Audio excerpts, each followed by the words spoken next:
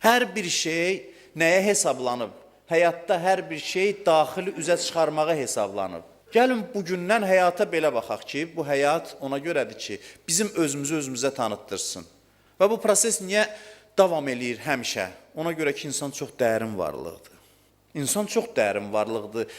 Mən bunu yorulmadan hər həftə sizə deyirəm və hesab edirəm ki, yenə də tam dərinliyinə nə özüm, nə də burada oturanların bir çoxu başa düşmür. Biz nə qədər dərin varlığıq. Baş gicəlləndirən əzəməti var insan ruhunun. İnsan ruhu çox dərin qatlardan ibarətdir. İnsan olduqca təsəvvürümüzün fövqündə olan dərinliyə malikdir. Çox dərindir.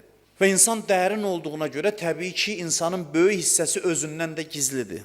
İnsanı, üzr istəyirəm sizdən, dönə-dönə üzr istəyirəm, dörd ayaqlı varlıqlardan fərqləndirən cəhət nədir? Heyvanlar hətta bəzi cəhətlərdən insanlardan üstündürlər. Məsələn, bəzi heyvanların fiziki gücü insandan üstündür. Bədənlərinin müqaviməti güclüdür. Geyinmədən istiyə, soyuğa davamlıdırlar. Onların insandan üstün cəhətləri var. Bəs insanın üstünlüyü nədədir ki, bütün varlıq aləmini vurub keçib? İnsanın üstünlüyü məhz ruhunun dərinliyində və onun gizli qatlarının olmasındadır. Heyvanın vücudunun gizli qatları yoxdur.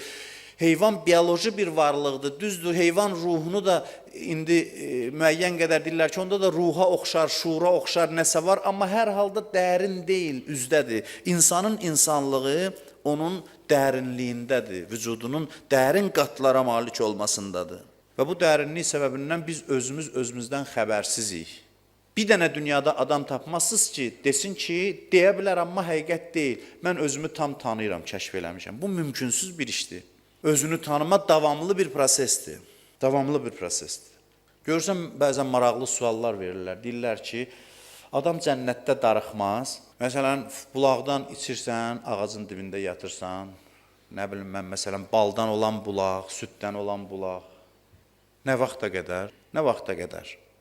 Bu sual çox ağıllı və məntiqli sualdır. Bu sual insanın daxilindən xəbər verir. İnsan o qədər dərin varlıqdır ki, təkrardan yorulur. Təkrardan yorulur. Hətta cənnətdə olsa belə təkrardan yorulur insan. İnsan binəhayət bir şey istəyir.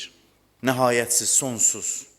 Hey təzələnmə istəyir. Cənnətin gözəlliyi bir söz nədir? Bir gün digərini təkrarlamır. Təsəvvür etmişsiniz? Bir gün digərini təkrarlamır.